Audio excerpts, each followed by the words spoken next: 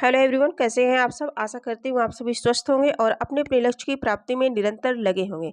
साथियों, जैसा कि हम सभी परिचित हैं कि यूपी पीजीटी परीक्षा 2026 बिल्कुल करीब है, नज़दीक है और अब ऐसे में कुछ इधर उधर पढ़ने का बिल्कुल टाइम नहीं है। तो जो भी समय बचा है इनमें हम सभी संपूर्ण पाठ्यक्रम पर आधारित मॉडल प्रैक्टिस सेट लगाएंगे और अपने आप को देखेंगे कि 125 प्रश्नों में से हमारे कितने प्रश्न सही होते हैं। ठीक है, तो देखते हैं इसमें प्रैक्टिस सेट 1 है और देखते हैं। पहला प्रश्न है हमारा, तुलसीदास किस दार्शनिक मत के भक्त कवि थे। ऑप्शन ए है अद्वैतवाद, बी है शुद्धाद्वैतवाद, सी है द्वैतवाद और डी है विशिष्टाद्वैतवाद। तो इसका जो करेक्ट आंसर हो जाएगा वो हो जाएगा डी, विशिष्टाद्वैतवाद। गोस्वामी तुलसीदास जो है विशिष्टाद्वैतवाद के जो है समर्थक भक्त कवि थे। करेक्ट आंसर डी हो जाएगा। अगले प्रश्न पर चलेंगे। प्रश्न संख्या 2 है, तुलसीदास के गुरु का नाम निम्न में से क्या था। ऑप्शन ए है परमानंद दास, बी है गोविंद दास, सी है नरहर दास, डी है रामानंद। है ना, तो जो रामानंद थे ये किसके गुरु थे, ये तो कबीर के गुरु थे। है ना, कबीर दास के गुरु का नाम रामानंद था। नरहरि बाबा नरहरि दास इनके गुरु थे। गोस्वामी तुलसीदास के गुरु का नाम नरहरि दास था और इनके बचपन का नाम क्या था, राम बोला। है ना, तुलसीदास के बचपन का क्या नाम था, राम बोला। ठीक है, आगे हम सभी देखेंगे। अगले प्रश्न पर चर्चा करेंगे। जो है प्रश्न संख्या 3 देखेंगे। सूफी संतों ने जनता के कष्ट को दूर करने के लिए साधना का निम्न में से कौन सा मार्ग अपनाया था। ऑप्शन ए है वाम मार्ग, बी है वैष्णव प्रेम मार्ग, सी है तांत्रिक भोग मार्ग और डी है वैदिक मार्ग। चारों ऑप्शन में से करेक्ट आंसर हमारा क्या होगा। तो सूफी संतों ने जनता के कष्ट को दूर करने के लिए वैष्णव प्रेम मार्ग अपनाया था। वैष्णव प्रेम मार्ग हमारे किस ऑप्शन में है, बी वाले ऑप्शन में है। तो करेक्ट आंसर हमारा क्या बनेगा, बी बनेगा। और मैं आप सभी को बताना चाहती हूँ कि ये जो प्रश्न मैंने लिया है, ये जो प्रश्न है ये यूनिवर्सल बुक से है और ये इम्पोर्टेंट लगा और पूरा हूबहू पेपर जैसा है। तो मैंने सोचा कि इसी से कर लेते हैं, हम सभी प्रैक्टिस करते हैं। आगे देखेंगे हम सभी। प्रश्न संख्या 4 देखेंगे। मीराबाई की भक्ति साधना किस कोट की थी। मीराबाई की भक्ति साधना किस कोट की थी। दास्य भाव, गुरु भक्ति, मधुर भाव, सख्य भक्ति। प्रश्न संख्या 4, 4 का करेक्ट आंसर हमें बताना है। तो मधुर भाव की थी। क्या थी, मधुर भाव। मधुर भाव हमारे सी ऑप्शन में है, तो C is the right answer. Correct answer हमारा जो है 4 का क्या हो जाएगा, सी हो जाएगा, यानी कि मधुर भाव की थी। ठीक है, आगे हम सभी देखेंगे। प्रश्न संख्या 5 देखेंगे। आचार्य शुक्ल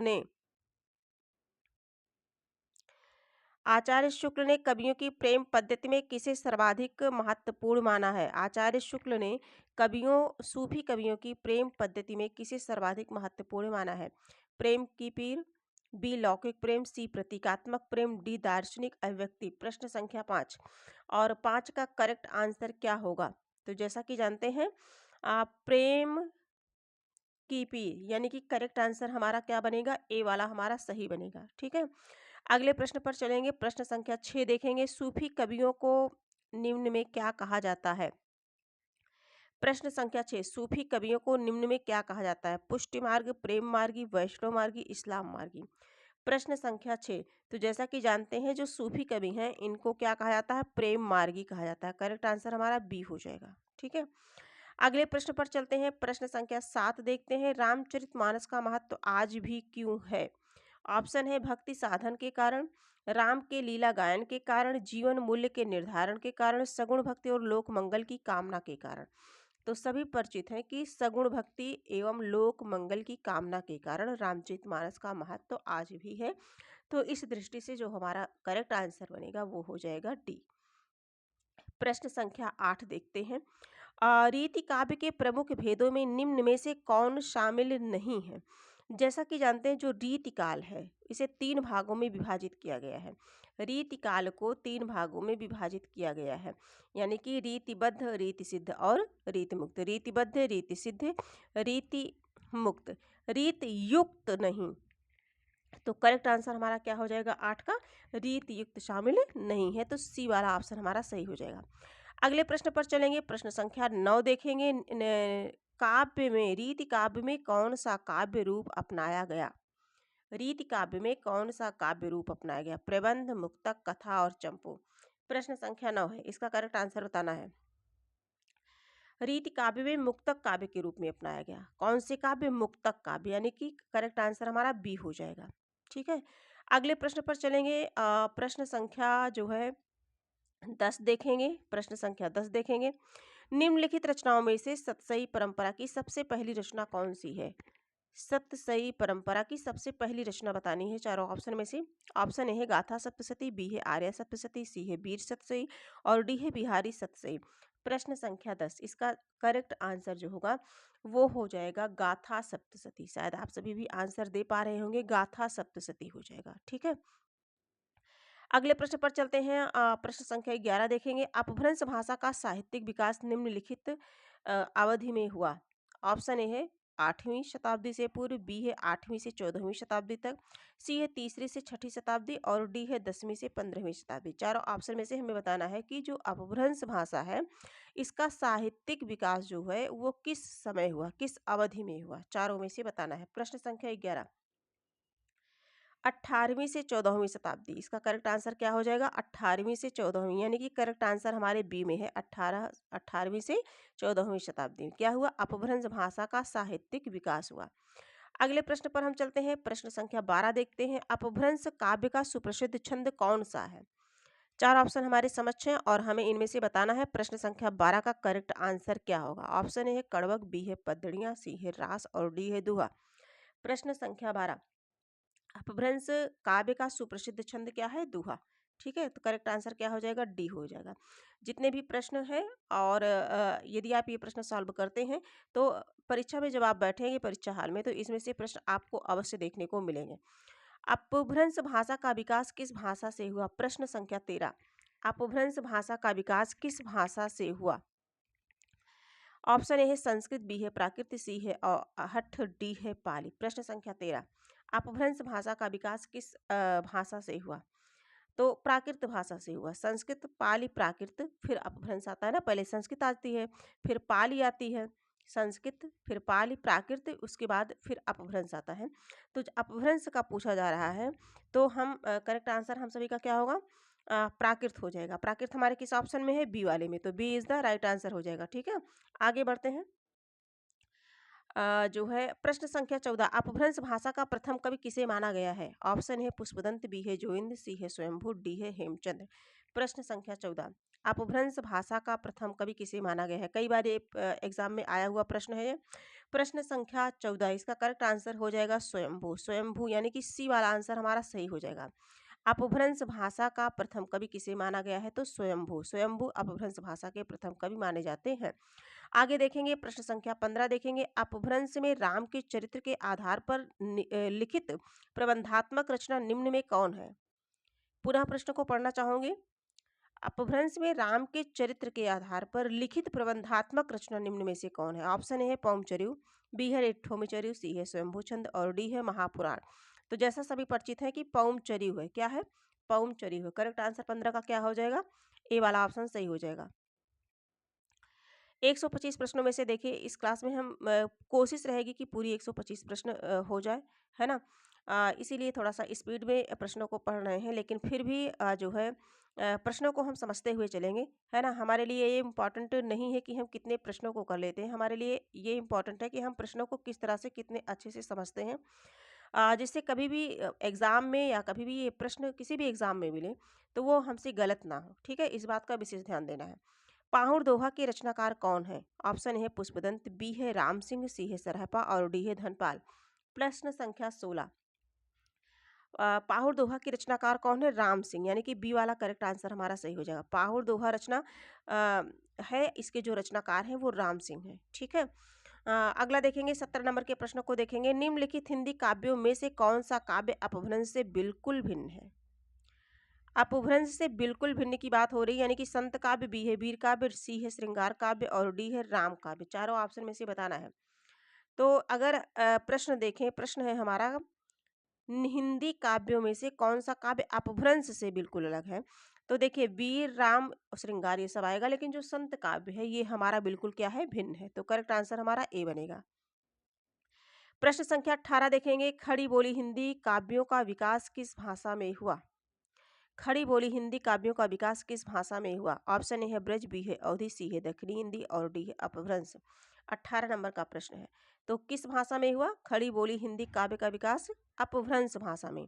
किस में हुआ? अपभ्रंश भाषा। डी वाला ऑप्शन हमारा सही हो जाएगा। ठीक है, इंपॉर्टेंट प्रश्न है। अगले प्रश्न की चर्चा करते हैं। प्रश्न संख्या 19 देखते हैं। 19 नंबर के प्रश्न को देखेंगे। हाड़ौती राजस्थान के किस क्षेत्र में प्रचलित है? भाषा विज्ञान से प्रश्न को लिया गया। हाड़ौती राजस्थान के किस क्षेत्र में प्रचलित है? ऑप्शन है कोटा बूंदी, बी है डूंगरपुर बांसवाड़ा, सी है जोधपुर पाली और डी है जोधपुर बीकानेर। चारों में से बताना है। 19 नंबर का प्रश्न है तो कोटा बूंदी क्षेत्र में है। करेक्ट आंसर ए हो जाएगा। ये आया हुआ प्रश्न है परीक्षा में। अगले प्रश्न पर हम देखेंगे। हिंदी साहित्य का प्रथम इतिहास लेखक किसे माना गया है? अब देखिए इंपॉर्टेंट प्रश्न है ये। हिंदी साहित्य का प्रथम इतिहास लेखक किसे माना गया है? ऑप्शन है गारसा दत्तासी, बी है अब्दुल रहमान, सी है रामचंद्र शुक्ल और डी है हजारी प्रसाद द्विवेदी। शायद आप आंसर दे पा रहे होंगे, है ना। हिंदी साहित्य के प्रथम इतिहास लेखक कौन है? गारसा दत्तासी, है ना। और इन्होंने, इनकी रचना क्या है? गारसा दातासी इस्तवार दाला लितेतुर एंदिए हिंदुस्तानी, जो कि फ्रेंच भाषा में लिखा गया था। ठीक है, और करेक्ट आंसर हमारा ए हो जाएगा। अगले प्रश्न पर हम चलेंगे। प्रश्न संख्या 21 देखेंगे। पृथ्वीराज रासो मूलतः किस तरह का काव्य है? पृथ्वीराज रासो मूलतः किस तरह का काव्य है? ऑप्शन ए है वीर काव्य, बी है श्रृंगार काव्य, सी है प्रशस्ति काव्य, डी है संदेश काव्य। पृथ्वीराज रासो की बात पूछी जा रही है। पृथ्वीराज रासो से प्रश्न परीक्षा में बनते ही बनते हैं, है ना। देखेंगे पृथ्वीराज रासो चंद्रवरदाई की रचना। प्रश्न संख्या 21 देखेंगे। ये वीर काव्य मूलतः किसका है? वीर काव्य, क्योंकि इसमें वीरता की बात की गई है ना। आगे करेक्ट आंसर हमारा ए हो जाएगा। अगले प्रश्न पर हम चलेंगे। प्रश्न संख्या 22 आपके समक्ष प्रश्न संख्या 22 है। प्रश्न है हमारा, पृथ्वीराज रासो के प्रथम विदेशी उद्धरणकर्ता के रूप में किसे जाना जाता है? पृथ्वीराज रासो के प्रथम विदेशी उद्धारकर्ता के रूप में किसे जाना जाता है? गार्सा दत्तासी, बी कर्नल जेम्स टाट, सी प्रोफेसर होइल और डी जॉर्ज ग्रियर्सन। प्रश्न संख्या 22 जेम्स टाट, ठीक है, यानी कि कर्नल जेम्स टाट। करेक्ट आंसर हमारा क्या बन जाएगा? बी वाला आंसर सही हो जाएगा। अगले प्रश्न की चर्चा करते हैं। प्रश्न संख्या 23 पे चलते हैं। आदिकाल की किस रचना में इतिहास की उपेक्षा की गई है? जयमंग जस चंद्रिका, उपदेश रसायन रास, पृथ्वीराज रासो, नेमिनाथ रासो। 23 नंबर का प्रश्न है। तो आदिकाल की रचना में जो है इतिहास की उपेक्षा की गई है, तो ये पृथ्वीराज रासो ही है। क्या है? पृथ्वीराज रासो, यानी कि करेक्ट आंसर सी। अगले प्रश्न की चर्चा करते हैं। 24 नंबर का प्रश्न हमारे समक्ष है। आदिकाल की प्रमुख श्रृंगारिक कृति कौन सी है? आदिकाल की प्रमुख श्रृंगारिक कृति कौन सी है? पृथ्वीराज रासो, परमाल रासो, बीसलदेव रासो, विद्यापति की पदावली। 24 नंबर का प्रश्न है और इसका करेक्ट आंसर हो जाएगा, अगर श्रृंगार की बात आती है तो बीसलदेव रासो आएगा। श्रृंगार की बात आएगी तो कौन आएगा? बीसलदेव रासो, यानी कि सी वाला ऑप्शन हमारा सही हो जाएगा। अगले प्रश्न पर चलते हैं। प्रश्न संख्या 25 भक्ति साहित्य का प्रादुर्भाव सर्वप्रथम कहाँ हुआ? ऑप्शन है दक्षिण भारत, बी है महाराष्ट्र, सी है गुजरात और डी है उत्तर भारत। 25 नंबर का प्रश्न है। इसका करेक्ट आंसर हो जाएगा दक्षिण भारत, है ना। दक्षिण भारत, करेक्ट आंसर ए हो जाएगा। प्रश्न संख्या 26 समग्र भक्तिकालीन काव्य पर कौन सी विशेषता लागू होती है? ऑप्शन है अवतार में विश्वास, बी है जाति प्रथा निषेध, सी है अहंकार का त्याग और डी है हमारा ईश्वरीय लीला गायन। ठीक है, 26 नंबर का जो प्रश्न है इसकी बात कर रहे हैं हम सभी। प्रश्न संख्या 26 का करेक्ट आंसर क्या होगा? पुनः प्रश्न को पढ़ना चाहूंगी। समग्र भक्तिकालीन काव्य पर कौन सी विशेषता लागू होती है? तो चारों ऑप्शन में से जो सबसे ज्यादा सटीक है वो है अहंकार का त्याग। क्या है? अहंकार का त्याग। कभी भी प्रश्न को पढ़ने में जल्दबाजी नहीं करेंगे। अधिकतर प्रायः क्या होता है, प्रश्न में ही आंसर छिपा होता है। ठीक है, प्रश्न एक बार पढ़ने पे ना समझ में आए तो दोबारा हम प्रश्नों को पढ़ेंगे तो आंसर अपने आप समझ में आ जाएगा। अगले प्रश्न पर चलेंगे। प्रश्न संख्या 27 देखेंगे। संत काव्य का महत्व निम्न में से किस कारण माना जाता है? ऑप्शन ए है भक्ति जन्म मरण से मुक्त, बी है ईश्वर को मिलाने वाला गुरु, सी है भक्ति क्षेत्र में जाति पाति का भेद और डी है शास्त्रीय ज्ञान का महत्व। 27 नंबर का प्रश्न है। प्रश्न संख्या 27 तो संत काव्य का महत्व इसलिए है क्योंकि ईश्वर को मिलाने वाला गुरु होता है। संत काव्य में यही कि गुरु के माध्यम से हम ईश्वर से मिल सकते हैं। तो इस प्रकार से हमारा करेक्ट आंसर जो है बी हो जाएगा, ईश्वर को मिलाने वाला गुरु, यानी कि बी वाला आंसर सही हो जाएगा। प्रश्न संख्या 28 की बात करते हैं। प्रश्न संख्या 28 नंबर का प्रश्न है जो कि मोस्ट इंपॉर्टेंट प्रश्न है। वल्लभाचार्य ने निम्न में से किस सिद्धांत का प्रतिपादन किया? यहाँ से प्रश्न आता है, सिद्धांत और संप्रदाय से प्रश्न आता है। वल्लभाचार्य ने निम्न में से किस सिद्धांत का प्रतिपादन किया? 28 नंबर का प्रश्न है। तो जैसा कि जानते हैं जो वल्लभाचार्य है शुद्धाद्वैतवाद, तो करेक्ट आंसर हमारा ए हो जाएगा, शुद्धाद्वैतवाद। ठीक है। प्रश्न संख्या जो है 29 देखते हैं। सूरसागर का काव्य रूप निम्न में से कौन सा है? सूरसागर पूछा जा रहा है, जो सूरसागर रचना है ये किस प्रकार का काव्य है? तो ये एक प्रकार का गीति काव्य है। क्या है? गीति काव्य है। सूरसागर कैसा काव्य है? गीति काव्य है। सूरसागर रचना किसकी है? कमेंट के माध्यम से आप बताइएगा। प्रश्न संख्या 30 देखते हैं। तुलसीदास की भक्ति भावना को किस वर्ग में रखा जा सकता है? तुलसीदास की भक्ति भावना को किस वर्ग में रखा जा सकता है? साक्य भाव, मधुर भाव, श्रृंगार भाव, दास्य भाव। प्रश्न संख्या 30। तो जो तुलसीदास की भक्ति भावना है ये कैसी भक्ति भावना है? दास्य भाव की भावना है। कैसी है? दास्य भाव, यानी कि डी वाला ऑप्शन सही हो जाएगा। प्रश्न संख्या 31 देखेंगे। रीतिबद्ध कवियों में घनानंद का प्रेम इसलिए भिन्न है क्योंकि, क्योंकि 4 ऑप्शन है, इनमें बताना है। क्योंकि वह अत्यधिक मांसल है, वह अलौकिक एवं आध्यात्मिक है, वह सुजान से प्रेम करती है, वह स्वानुभूति और रीति मुक्त है। चारों ऑप्शन में से बताना है। 31 नंबर का करेक्ट आंसर क्या होगा? रीतिबद्ध कवियों में घनानंद का प्रेम, वह स्वानुभूति और जो है रीति मुक्त है। क्या है? स्वानुभूति और रीति मुक्त है। ठीक है। रीतिबद्ध कवियों में जो घनानंद है, घनानंद, आलम, बोधा, ठाकुर, ये सभी क्या है? रीति मुक्त कवि हैं, है ना। तो स्वानुभूति और रीति मुक्त है, करेक्ट आंसर हो जाएगा। अगले प्रश्न पर हम चलेंगे। प्रश्न संख्या 32 देखेंगे। रीति निरूपण की प्रवृत्ति का परिचायक ग्रंथ निम्न में कौन है? ऑप्शन ए है रसभूषण, बी है बिहारी सतसई, सी है कविकुल कल्पतरु, डी है रस विलास, है ना। तो जो 32 नंबर का जो प्रश्न है हमारा, इसका करेक्ट आंसर हो जाएगा रीति निरूपण की प्रवृत्ति का परिचायक ग्रंथ आएगा हमारा कवि कुल कल्पतरु। ठीक है। करेक्ट आंसर सी हो जाएगा। प्रश्न संख्या 33 देखेंगे। भारतेंदु कालीन किस उपन्यास से आधुनिक काल की शुरुआत मानी जाती है? रानी केतकी की कहानी, परीक्षा, गुरु, 100 अजान एक सुजान, चंद्रकांता। चौथा ऑप्शन है हमारा चंद्रकांता। 33 नंबर का प्रश्न है। प्रश्न संख्या 33। तो भारतेंदु कालीन जो है उपन्यास यानी कि परीक्षा गुरु से मानी जाती है। किससे मानी जाती है? परीक्षा गुरु। तो बी वाला आंसर हमारा सही हो जाएगा। अगले प्रश्न पर चलेंगे। प्रश्न संख्या 34 देखेंगे। आधुनिक काल में हिंदी गद्य एवं पद्य की आधुनिक काल में हिंदी गद्य एवं पद्य की भाषा के परिमार्जनकर्ता निम्न में से कौन है? 34 नंबर का प्रश्न है ना। प्रश्न संख्या 34। तो आधुनिक काल में हिंदी गद्य एवं पद्य की भाषा के परिमार्जनकर्ता कौन है? महावीर प्रसाद द्विवेदी। जैसा कि जानते हैं, जो महावीर प्रसाद द्विवेदी थे, व्याकरणिक ज्ञान इनको बहुत ज़्यादा था और हिंदी को पूरी तरह से शुद्ध रूप इन्होंने ही समझिए प्रदान किया। महावीर प्रसाद द्विवेदी का बहुत बड़ा योगदान है। तो गद्य एवं पद्य की भाषा के परिमार्जनकर्ता के रूप में हम किसे मानेंगे? महावीर प्रसाद द्विवेदी। ठीक है। 35 नंबर का जो प्रश्न है। द्विवेदी युग की कविता का स्वर निम्न में से किससे संबंधित है? द्विवेदी युग से प्रश्न बना है। द्विवेदी युग की कविता का स्वर निम्न में से किससे संबंधित है? उपदेशात्मक एवं इतिवृत्तात्मक, बी है प्रकृति चित्रात्मक, सी है नवजागरण परक और डी है नारी चेतात्मक। 35 नंबर का प्रश्न है उपदेशात्मक एवं इतिवृत्तात्मकता से संबंधित है। ठीक है। यह करेक्ट आंसर हमारा क्या हो जाएगा? ए हो जाएगा। 36 नंबर के प्रश्न को हम देखते हैं। प्रश्न संख्या 36।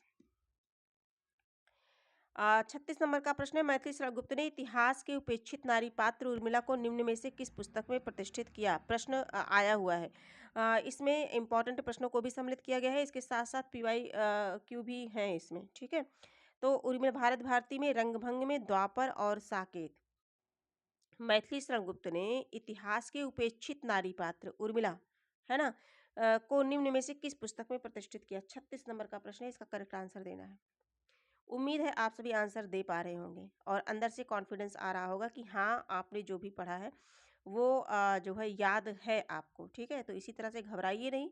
एग्जाम हॉल में जब बैठेंगे तो जो भी प्रश्न मिलेगा उसे आप बहुत आसानी से, सरलता से सॉल्व कर पाएंगे। ऐसा मन में विश्वास रखिए।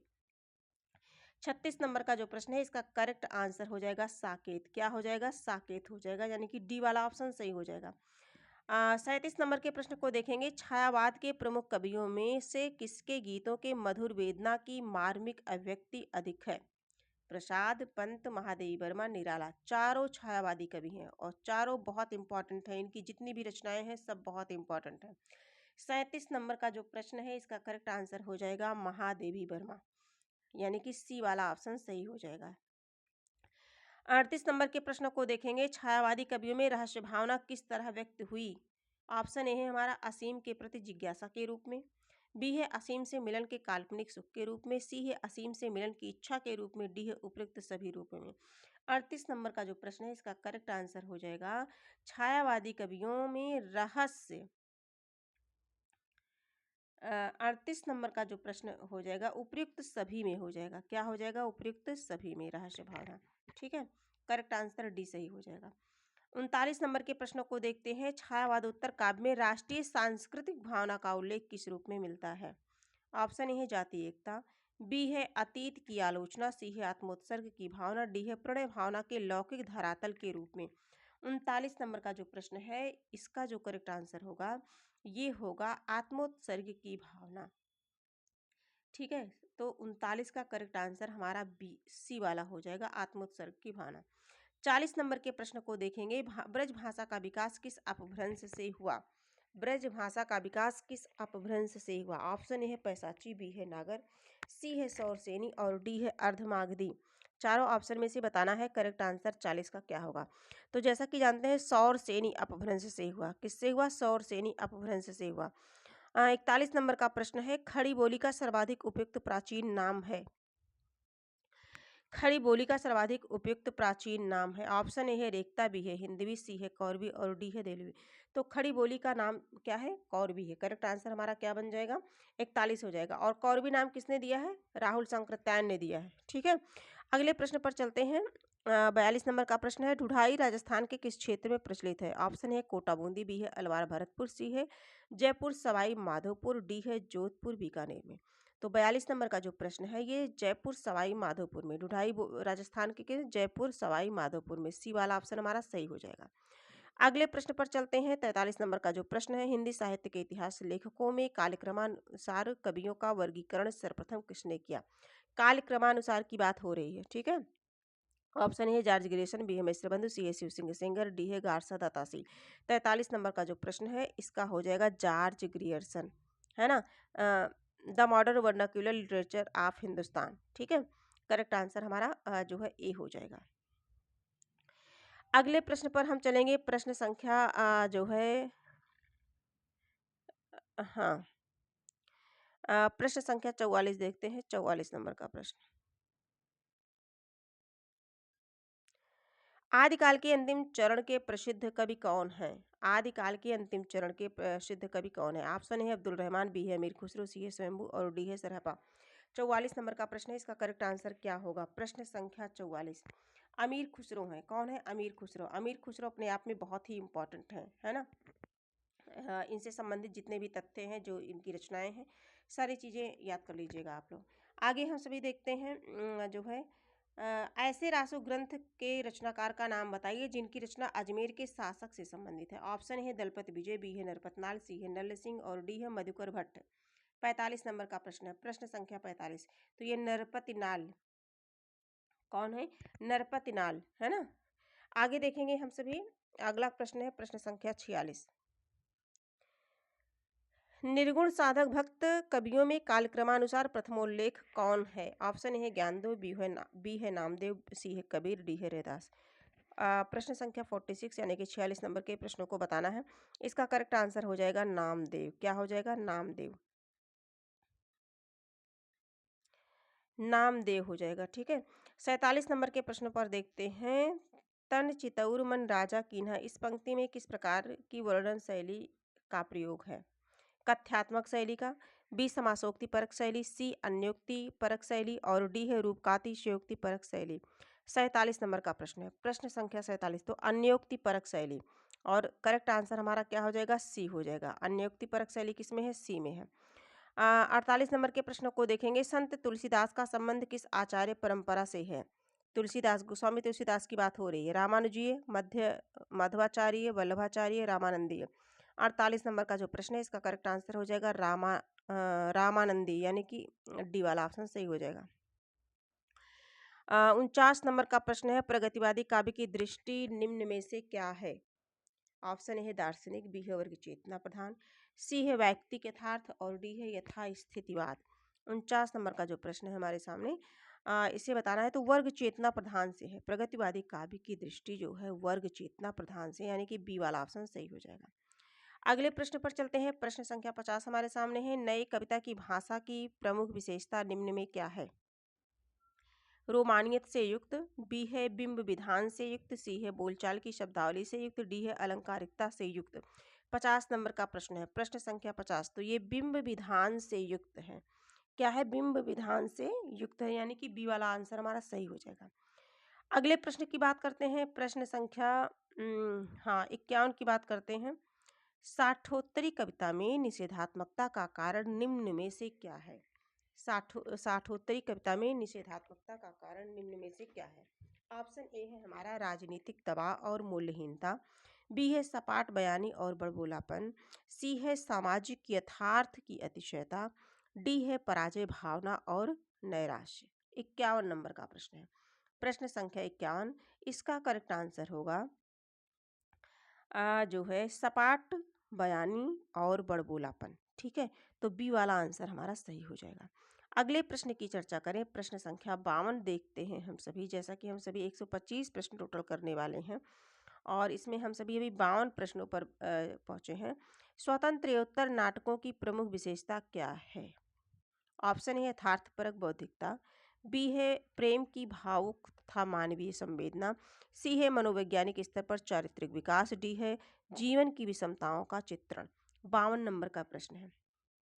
जीवन की विषमताओं का चित्रण, करेक्ट आंसर हमारा क्या बनेगा?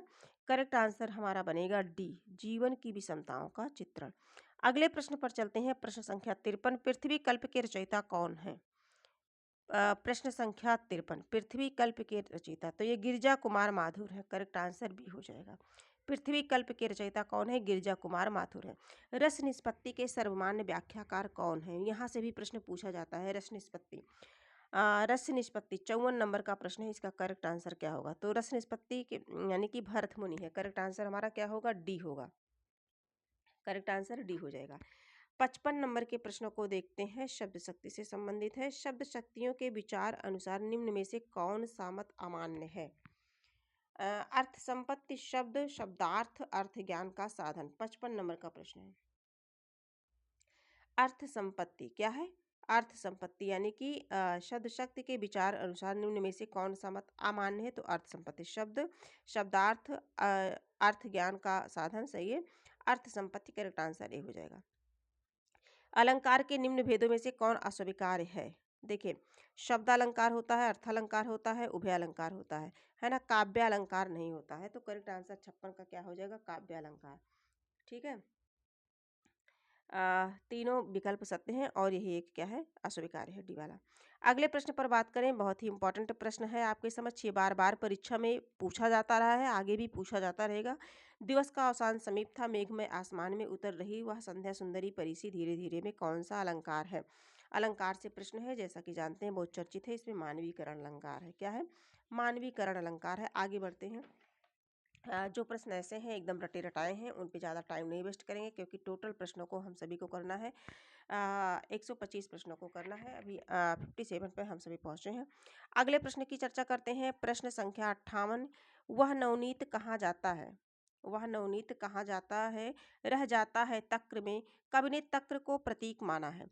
तो इसमें जो तक्र का प्रतीक है, चारों ऑप्शन में से अगर हम सभी देखें, तक्र का प्रतीक इसमें समग्र समन्वय से है। किससे है? समन्वय, समन्वय यानी कि डी वाला ऑप्शन सही हो जाएगा। 59 नंबर का है, अमूर्त भाव को मूर्त रूप प्रदान करने के लिए कवि किसका प्रयोग करता है? अमूर्त भाव को मूर्त रूप प्रदान करने के लिए कवि जो है बिंब का प्रयोग करता है। किसका प्रयोग करता है? बिंब का प्रयोग। करेक्ट आंसर ए होगा। 60 नंबर का प्रश्न है, कृष्ण काव्य परंपरा में नायक नायिका के प्रेम के चित्रण में कौन सी दृष्टि को प्रमुख माना जाना चाहिए? 60 नंबर का प्रश्न है। पुनः पढ़ना चाहूंगी। कृष्ण काव्य परंपरा की बात हो रही है। कृष्ण काव्य परंपरा में नायक नायिका के प्रेम के चित्रण में कौन सी दृष्टि को प्रमुख माना जाना चाहिए? चारों में से बताना है। तो लीला गायन दृष्टि। करेक्ट आंसर डी हो जाएगा। किसे प्रमुख माना चाहिए? लीला गायन दृष्टि। अगले प्रश्न पर चलते हैं। प्रश्न संख्या जो है 61, रास पंचाध्यायी के रचयिता कौन है? 61 नंबर का प्रश्न है, तो रास पंचाध्यायी नंददास की है। आगे बढ़ते हैं, नंददास है सी वाले में। 62 नंबर का प्रश्न है, रामचरितमानस को हिंदी साहित्य के इतिहास में इतना महत्व क्यों दिया जाता है? क्यों दिया जाता है भाई? 4 ऑप्शन है हमारे समक्ष, चारों में से हमें देखना है। 62 नंबर का प्रश्न है, रामचरितमानस को भारतीय धार्मिक संप्रदायों के बीच समन्वय की, जहां समन्वय की बात आ जाए वो ऑप्शन हमारा सही हो जाएगा, तुलसीदास के संबंध में। सी वाला ऑप्शन सही हो जाएगा। राम भक्ति मार्ग में दाम्पत्य मूलक उपासना को लेकर के चलने वाली श्रृंगार भावना के प्रवर्तक कौन है? दाम्पत्य मूलक, 63 नंबर का प्रश्न है, तो ये अग्रदास है। कौन है? अग्रदास। किस ऑप्शन में है? ए ऑप्शन में है, तो सही हो जाएगा। अगले प्रश्न की बात करें, भाषा भूषण के रचयिता कौन है? भाषा भूषण के रचयिता कौन है? 64 नंबर का, तो ये जसवंत सिंह है। भाषा भूषण किसकी रचना है? जसवंत सिंह की रचना है। 65 नंबर का प्रश्न है, कौन सा कवि रीतिमुक्त काव्यधारा के अंतर्गत नहीं आता? कौन सा कवि रीतिमुक्त काव्यधारा के अंतर्गत नहीं आता? तो रीतिमुक्त काव्यधारा, रसनिधि नहीं आते हैं। कौन? रसनिधि। करेक्ट आंसर ए हो जाएगा। अगले प्रश्न पर चलेंगे, भारतेंदु का कौन सा नाटक एक अनुदित है? अनुदित, देखिए इनके टोटल मौलिक और अनुदित दोनों मिलाकर के 17 नाटक हैं। कितने हैं? 17 नाटक हैं। तो इसमें अनुदित नाटक की बात हो रही। चंद्रावली, वैद की हिंसा, इंसानावती, अंधेर नगरी। तो विद्या सुंदर क्या है? अनुदित नाटक है। करेक्ट आंसर क्या बन जाएगा? तो सी वाला ऑप्शन हो जाएगा। अगले प्रश्न पर चलेंगे, 67 नंबर का प्रश्न है, हिंदी में समालोचना के सूत्रपात्र के लिए, हिंदी में समालोचना के सूत्रपात्र के लिए भारतेंदु युग की कौन सी पत्रिका उल्लेखनीय है? समालोचना के सूत्रपात के लिए भारतेंदु युग की, तो आनंद कादम्बनी, आनंद कादम्बनी पत्रिका उल्लेखनीय है। अगले प्रश्न पर चलेंगे, प्रश्न संख्या 68 देखेंगे, मैथिली शरणगुप्त की कौन सी कृति प्रकाश क्रम में पहले आती है? मैथिली शरणगुप्त की बात हो रही है। मैथिली शरणगुप्त जयद्रथ वध है। क्या है? जयद्रथ वध, सी वाला ऑप्शन है। अगले प्रश्न पर चलेंगे, प्रश्न संख्या,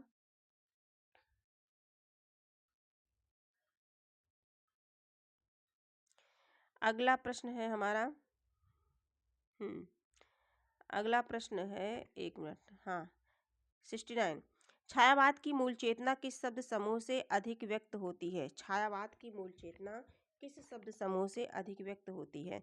ऑप्शन ए है प्रकृति का मानवीकरण, बी है अव्यक्त सत्ता का प्रत्यक्षीकरण, सी है सहानुभूति की विवृति, डी है सौंदर्य का संसाधन संधान। ठीक है, 69 का करेक्ट आंसर क्या होगा? तो प्रकृति का मानवीकरण, पहला ऑप्शन हमारा सही हो जाएगा। क्या हो जाएगा? प्रकृति का मानवीकरण। अगले प्रश्न पर चलेंगे, सुमित्रानंदन पंत की उत्तरवर्ती रचना कौन सी है? ग्राम्य 1940, स्वर्णधूल 1947, युगांत 1936, ज्योत्सना 1934। 70 नंबर का प्रश्न है, स्वर्णधूल 1947, स्वर्णधूल 1947, बी वाला ऑप्शन सही है। अगले प्रश्न की बात करते हैं, ले चल मुझे बुलावा देकर मेरे नाविक धीरे धीरे, छायावाद की पलायनवादी प्रवृत्ति की सूचक उक्त पंक्ति किस कृति में आई है? 4 है, लहर, झरना, पल्लव, परिमल। 71 नंबर का प्रश्न है, तो ये आई है लहर से। क्या है? लहर। करेक्ट आंसर ए हो जाएगा। 72 नंबर का प्रश्न है, निराला की किस कविता को महाकाव्यात्मक रचना की संज्ञा दी गई है? निराला की किस कविता को? तो राम की शक्ति पूजा। करेक्ट आंसर डी हो जाएगा, राम की शक्ति पूजा। 73 नंबर का प्रश्न है, कौन सा कवि उत्तर छायावादी कवि नहीं है? 73 नंबर का प्रश्न है, उत्तर छायावादी कवि नहीं है, तो नरेंद्र शर्मा नहीं है। Narendra Sharma, correct answer A हो जाएगा। अगली प्रश्न है 74 नंबर का, प्रगतिवाद के अंतर्गत कौन सा विचार अमान्य है? प्रगतिवाद के अंतर्गत कौन सा विचार अमान्य है? तो प्रगतिवाद के अंतर्गत अगर चारों में देखा जाए तो रूपवाद अमान्य है। करेक्ट आंसर भी बनेगा। अगले प्रश्न पर चलेंगे, प्रश्न संख्या 75 देखेंगे, प्रयोगवाद के प्रवर्तक के अनुसार प्रयोगवादी कवि का मुख्य लक्ष्य क्या था? प्रयोगवादी कवि का मुख्य लक्ष्य क्या था? नई राहों का अन्वेषी, है ना। प्रयोगवाद के प्रवर्तक कौन है? आज्ञेय जी हैं, है ना, जिन्होंने तार सप्तक, चारों तार सप्तक का प्रकाशन किया। कौन से लेखक उन 4 महानुभावों में नहीं है जिन्हें आचार्य शुक्ल ने खड़ी बोली गद्य को एक साथ आगे बढ़ाने वाला कहा है? कौन से लेखक उन 4 महानुभावों में नहीं है जिन्हें आचार्य शुक्ल ने खड़ी बोली गद्य को एक साथ आगे बढ़ाने वाला कहा है? चारों में से बताना है हमारा कौन सा करेक्ट आंसर सही हो जाएगा। शिव प्रसाद सितारे हिंद, है ना, शिव प्रसाद सितारे हिंद नहीं है, बाकी ये सभी तो है ही हैं।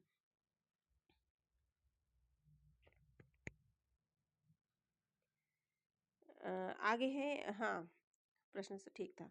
अगला जो प्रश्न है देखते हैं, प्रश्न संख्या प्रश्न संख्या 77, प्रेमचंद्र के किस उपन्यास पर गांधीवाद का प्रभाव अधिक परिलक्षित होता है? 77 नंबर का प्रश्न है, प्रेमचंद्र के किस उपन्यास पर गांधीवाद का प्रभाव अधिक परिलक्षित होता है? 77 नंबर का प्रश्न है, रंगभूमि। इसका करेक्ट आंसर क्या बनेगा? रंगभूमि, यानी कि ए वाला ऑप्शन हमारा सही हो जाएगा, रंगभूमि। अगले प्रश्न की चर्चा करते हैं, जैनेन्द्र का अंतिम उपन्यास कौन सा है? जैनेन्द्र का अंतिम उपन्यास, जो जितने उपन्यास हैं इनमें से बताना है जैनेन्द्र का अंतिम, तो दर्शाक अंतिम है, यानी कि बी वाला ऑप्शन सही हो जाएगा। 79 नंबर का प्रश्न है, किस उपन्यासकार ने स्वतंत्र भारत के ग्रामीण यथार्थ का चित्रण पूर्णतः व्यंग्यात्मक पद्धति पर किया है? चारों ऑप्शन में से बताना है। ऑप्शन है नागार्जुन, बी है फणीश्वर नाथ रेणु, सी है श्रीलाल शुक्ल और डी है शिव प्रसाद सिंह। 79 नंबर का जो प्रश्न है इसका करेक्ट आंसर हम सभी को बताना है। प्रश्न संख्या 79, इसका करेक्ट आंसर हो जाएगा श्री लाल शुक्ल। क्या हो जाएगा? सी वाला ऑप्शन सही हो जाएगा, श्रीलाल शुक्ल। अगले प्रश्न पर चलते हैं। 80 नंबर का प्रश्न है, नई कहानी को प्रतिष्ठा दिलाने में किसकी संपादकीय भूमिका उल्लेखनीय है? 80 नंबर का प्रश्न है, तो ये भैरव प्रसाद गुप्त हो जाएंगे, है ना। भैरव प्रसाद गुप्त करेक्ट आंसर भी हो जाएगा। अगला प्रश्न है 81 नंबर का, नई कहानी की विशेष उपलब्धि किस क्षेत्र में रही? चारों ऑप्शन में से बताना है। नई कहानी की विशेष उपलब्धि किस क्षेत्र में रही? 81 नंबर का प्रश्न है, इसका करेक्ट आंसर हम सभी को बताना है। तो बदलते सामाजिक पारिवारिक रिश्तों के चित्रण में, बदलते सामाजिक पारिवारिक रिश्तों के चित्रण में करेक्ट आंसर है। अगले प्रश्न पर चलेंगे, आधे अधूरे नाटक की सावित्री के दुख का मूल कारण क्या था? 82 नंबर का प्रश्न है। स्वयं सावित्री की मनः स्थिति थी। क्या थी? स्वयं सावित्री की मनः स्वयं सावित्री की मानसिकता थी। ठीक है, यानी कि ए वाला ऑप्शन हमारा सही हो जाएगा। अगले प्रश्न पर चलते हैं। प्रश्न संख्या 83 देखते हैं, अनामिका नामक नाट्य संस्था से जुड़ा हुआ निर्देशक कौन है? ओम शिवपुरी, स्वर्गीय सत्यदेव दुबे, मोहन महर्षि, श्यामानंद जालान। 83 नंबर का प्रश्न है, तो श्यामानंद जालान, है ना। करेक्ट आंसर डी हो जाएगा। 84 नंबर के प्रश्न को देखेंगे, निबंध कृति आलोक पर्व के रचनाकार कौन है? निबंध कृति आलोक पर्व, तो आलोक पर्व किसकी? हजारी प्रसाद की है। आगे बढ़ते हैं। 85 नंबर के प्रश्न को देखते हैं, हरिशंकर परसाई के व्यंग्यात्मक निबंधों का लक्ष्य इनमें से क्या है? हरिशंकर परसाई के व्यंग्यात्मक, तो विसंगति को उजागर करना, विसंगति को उजागर करना किस ऑप्शन में है? ए वाला, विसंगति को उजागर करना। अगला है, इनमें से कौन निराला के समर्थक आलोचक हैं? 86 नंबर, निराला के समर्थक आलोचक तो कौन है? रामविलास शर्मा है, doctor Ramvilas Sharma. Correct answer हमारा सी हो जाएगा। 87 नंबर का प्रश्न है, निम्न में से कौन सा लेखक जीवनी लेखक नहीं है? जीवनी लेखक नहीं है। 87 नंबर का प्रश्न है, तो अज्ञेय नहीं है। कौन? अज्ञेय नहीं है, तार सप्तक के संपादक। ध्वन्यालोक के रचयिता कौन है? ध्वन्यालोक आनंदवर्धन, है ना, आनंदवर्धन। 88 नंबर का प्रश्न है। 89 नंबर का प्रश्न है, हमारा प्रश्न है रस से है, काव्यशास्त्र से है, कौन सा भाव संचारी भाव के अंतर्गत नहीं है? तो शोक संचारी भाव के अंतर्गत नहीं है, शोक संचारी भाव के अंतर्गत नहीं है। ये वाला आंसर सही हो जाएगा। व्यंजना का व्यापार इनमें से किस पर आधारित है? व्यंजना, 90 नंबर का जो प्रश्न है ये हो जाएगा व्यंग्यार्थ। क्या हो जाएगा? व्यंग्यार्थ, यानी कि सी वाला ऑप्शन सही हो जाएगा। 91 नंबर का प्रश्न है, प्रतीक अलंकार के विषय में कौन सा कथन सही है? प्रतीक उपमेय को उपमान से श्रेष्ठ बताया जाता है। प्रतीक अलंकार में उपमेय को उपमान से श्रेष्ठ बताया जाता है। बी वाला आंसर सही हो जाएगा। 92 नंबर का प्रश्न है, आधुनिकता के संबंध में कौन सा कथन सही नहीं है? 92 नंबर, आधुनिकता के संबंध में, आधुनिकता परंपरा से जुड़ाव है, यह कथन सही नहीं है। परंपरा से जुड़ाव इसका बिल्कुल नहीं है। आधुनिकता परंपरा से जुड़ाव ये सही नहीं है। करेक्ट आंसर यही हो जाएगा, क्योंकि नहीं पूछा गया है। 93 नंबर का प्रश्न है, इनमें प्रगतिवादी आलोचक कौन है? चार ऑप्शन में से बताना है, प्रगतिवादी आलोचक कौन है? तो शिवदान सिंह चौहान प्रगतिवादी आलोचक है। डी वाला ऑप्शन हमारा सही हो जाएगा। शिवदान सिंह चौहान कैसे हैं? प्रगतिवादी आलोचक हैं, डी वाला। तार सप्तक के संपादक कौन है? तो तार सप्तक अज्ञेय है ना। 1943, 43, 51, 59 और 79, है ना। आगे देखेंगे हम सभी। हाँ, जो हमारा अगला है 95 नंबर का प्रश्न देखेंगे। प्रश्न संख्या 95, कुआनो नदी के लेखक कौन है? कुआनो नदी, तो कुआनो नदी ये तो सर्वेश्वर दयाल सक्सेना की है। आगे बढ़ते हैं, सर्वेश्वर जी की है, सर्वेश्वर दयाल सक्सेना। अगला बढ़ते हैं, विलोम शब्द बताना है। वैभव का विलोम शब्द है वैभव। वैभव का क्या होगा? वैभव का हो जाएगा दारिद्र्य, है ना, ए वाला ऑप्शन। अगला बताना है, गृहस्थ का बताना है आप सभी को। गृहस्थ का विलोम क्या होगा? गृहस्थ का विलोम क्या होगा? तो गृहस्थ का सन्यासी होगा। सन्यासी लिखा कैसे जाएगा वर्तनी की दृष्टि से, देख लीजिए, पूछा जाता है। शिष्ट का क्या होगा? शिष्ट का अशिष्ट होगा, बी वाला ऑप्शन सही हो जाएगा, शिष्ट का विलोम। सहोदर का क्या होगा? सहोदर का विलोम अन्योदर होगा। सहोदर का क्या होगा? अन्योदर, यानी कि सी वाला ऑप्शन सही हो जाएगा। कनिष्ठ का क्या होगा? कनिष्ठ का विलोम क्या होगा? तो कनिष्ठ का ज्येष्ठ होगा। कनिष्ठ का क्या होगा? ज्येष्ठ, यानी कि ए वाला ऑप्शन सही हो जाएगा। अगले प्रश्न पर चलते हैं। अधोलिखित विकल्पों में से वर्तनी बताइए, सही वर्तनी बतानी है।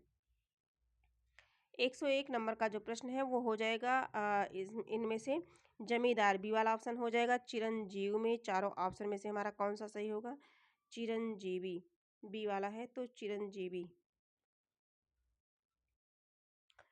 चिरंजीवी इस तरह से लिखा जाएगा, चिरंजीवी, है ना। और चिरंजीवी हमें दिख नहीं रहा है इसमें किसी तरह से, तो इस तरह से लिखा जाएगा, सही कर लीजिएगा। अगला देखेंगे, हितैषी किस तरह से है? तो हितैषी इस तरह से लिखा जाएगा, हितैषी, हितैषी, है ना, यानी कि डी वाला ऑप्शन सही हो जाएगा हितैषी का। 104 नंबर का प्रश्न है, पूजनीय किस तरह से लिखा जाएगा? ये सारे एग्जाम में पूछे जाते हैं, रिपीट होते हैं क्वेश्चन, इतना ध्यान रखिएगा। अगला देखेंगे, पूजनीय हमारा इस तरह से, सी वाला ऑप्शन हमारा सही हो जाएगा। 105 नंबर के प्रश्नों को देखेंगे, अन्वेषण, है ना, अनुप्लस अन्वेषण का क्या होगा? अन्वेषण लिखा जाएगा इस तरह से, अन्वेषण, यानी कि सी वाला ऑप्शन सही हो जाएगा। अधोलिखित विकल्पों में से तद्भव शब्द बताइए, तद्भव शब्द बताइए। चारों में से तद्भव शब्द कौन है? मुंह, कोकिल, फाल्गुन और शिक्षा, तद्भव शब्द कौन है? तो इसमें जो मुंह है वो तद्भव शब्द है। मुंह क्या है? तद्भव शब्द है। 107 नंबर का प्रश्न है, आश्रम, पिपरास, प्रांगण और उद्देक, तो इसमें बताना है हम सभी को तद्भव। प्यास तद्भव शब्द है, करेक्ट आंसर भी होगा। 8 नंबर का प्रश्न है, 108 नंबर का प्रश्न है, निर्झर, बक, पित्र और सावन, तद्भव पूछा गया है, तो जो सावन है वो तद्भव शब्द है। पितृ तत्सम शब्द है। अगले प्रश्न की चर्चा करेंगे, 109, अंधे की लकड़ी, यानी कि एकमात्र सहारा, मुहावरे का अर्थ बताना है, तो एकमात्र सहारा, सी वाला ऑप्शन सही हो जाएगा। कागज काला करना, है ना, कागज काला करना कहने का मतलब होता है बेकार की बातें लिखना, ठीक, बेकार की बातें लिखना, ये वाला सही हो जाएगा। घा का उच्चारण स्थान कौन सा है? 111 नंबर का प्रश्न है, कंठ, क्या है? कंठ है। अकु विसर्जनी या नाम कंठ है। सारी चीजें पढ़ा दी गई हैं, आप देख सकते हैं। 112 नंबर का प्रश्न है, स्त्रीत्व शब्द में कौन सी संज्ञा है? स्त्रीत्व 112 नंबर का प्रश्न है, तो भाववाचक संज्ञा है। कौन सी संज्ञा है? भाववाचक संज्ञा है। स्त्रीलिंग शब्द कौन सा है? शील, शक, शराब और शहद, तो शराब जो है वो स्त्रीलिंग शब्द है। शराब क्या है? स्त्रीलिंग शब्द है। शराब किस में रखी जाती है? बोतल में, है ना। शराब पी जाती है, शराब क्या की जाती है? पी जाती है, पिया जाता है नहीं, शराब पी जाती है, ठीक है, शराब पी जाती है। सेंटेंस बना करके स्त्रीलिंग पुल्लिंग अपने आप आ जाएगा। पुल्लिंग शब्द का चयन कीजिए, संतान, विजय, शक्कर और वर्णन। 114 नंबर का पुल्लिंग शब्द, यानी कि वर्णन, डी वाला ऑप्शन। वर्णन की जाती है नहीं, देखिए वर्णन किया जाता है, ठीक है, इस तरह से करेंगे, सेंटेंस वाक्य बना के करेंगे तो गलत नहीं होगा। 115 नंबर का प्रश्न है, आदर शब्द से विशेषण बनेगा आदरणीय, क्या बनेगा? आदरणीय बनेगा, ठीक है। आदरणीय किस वाले ऑप्शन में है? आदरणीय, यानी कि ए वाला ऑप्शन है। निम्न शब्दों के पर्यायवाची शब्द बताइए। तरणी 116 नंबर का है, तरणी, तरणी का क्या होगा? सूर्य का पर्यायवाची है। तरण किसका है? सूर्य का है। और व्योम का बताना है, 117 नंबर का प्रश्न है। 117 व्योम शब्द का पर्यायवाची आकाश होगा ना, आकाश है हमारा, सी ऑप्शन में है। अगले प्रश्न पर चलेंगे, दिनकर, दिनकर का पर्यायवाची क्या हो गया? यानी कि प्रभाकर, है ना, प्रभाकर। दास 119 नंबर का प्रश्न है, दास का क्या होगा? श्रमिक, तात, भृत्य और निशाचर, है ना। दास का क्या हो जाएगा? भृत्य, यानी कि सेवक, ठीक, सी वाला ऑप्शन सही हो जाएगा।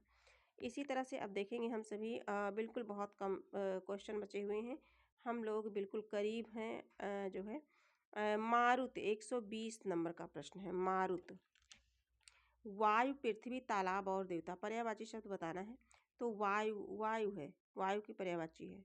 ठीक है, वायु की पर्यायवाची है। अगले प्रश्न पर देखेंगे, निर्गुण भक्तिकालीन ज्ञानाश्रय शाखा को निम्नलिखित संप्रदायों के प्रवर्तकों के नामों से सुमेलित कीजिए। देखिए संप्रदाय है और इनके नाम से इन्हें सुमेलित करना है। कोट के प्रश्न है ना। 121 नंबर के जो प्रश्न है ये कोट के प्रश्न है। अब हम देख लेते हैं इसमें हमारा जो सही है, इसमें हम देखते हैं। देखिए जो सतनामी संप्रदाय है जगजीवन दास, सतनामी जगजीवन दास यानी कि एक का थ्री इसमें भी है और इसमें भी है। उदासी संप्रदाय जो है श्रीचंद, उदासी संप्रदाय श्रीचंद, बी का फोर, हाँ बी का 4 इसमें है तो यही सही हो जाएगा। साध संप्रदाय जो है बीरभान का है, बिश्नोई संप्रदाय जम्भनाथ का है। करेक्ट आंसर हमारा ए हो जाएगा इसमें। आगे हम सभी देखते हैं 122 नंबर के प्रश्नों को देखते हैं। ठीक इसी तरह से ये भी है, कालक्रम की दृष्टि से रचनाओं का सही क्रम मिलाइए। तो 122 नंबर का जो प्रश्न है इसमें सबसे पहले हम देख लेते हैं सुधा दर्पण हो जाएंगे, क्या हो जाएंगे, सुधा निधि हो जाएंगे, अंग दर्पण, कविकुल, कंठाभरण, नवरस तरंग, है ना। सुधा निधि, अंग दर्पण, कविकुल, कंठाभरण और नवरस तरंग। करेक्ट आंसर बी हो जाएगा। अगले प्रश्न पर चलेंगे। 23 नंबर का जो प्रश्न है, असंगत युग्म का चयन कीजिए। प्रश्न संख्या 23, असंगत युग्म का चयन करना है।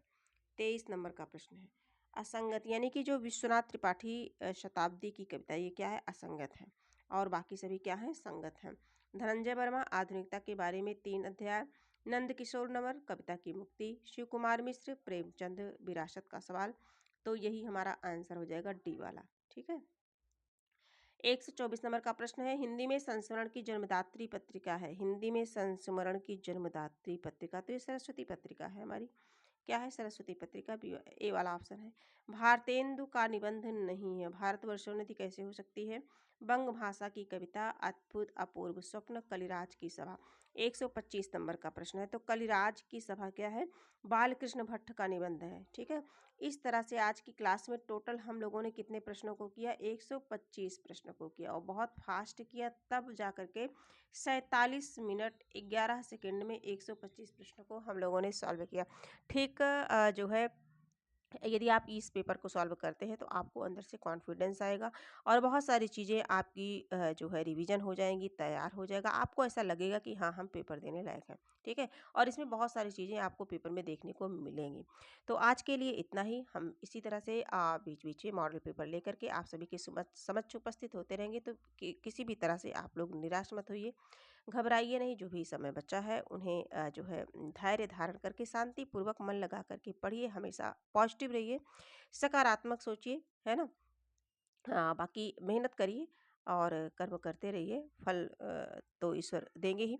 तो आज के लिए इतना ही। हम फिर मिलेंगे इसी तरह से क्लास पाने के लिए। प्रियंका हिंदी एकेडमी चैनल को लाइक सब्सक्राइब करना ना भूलें और हाँ कमेंट में अपने सुझाव अवश्य दें। आपके कमेंट का मुझे बेसब्री से इंतजार रहता है। तो आज के लिए इतना ही, फिर मिलेंगे, तब तक के लिए धन्यवाद।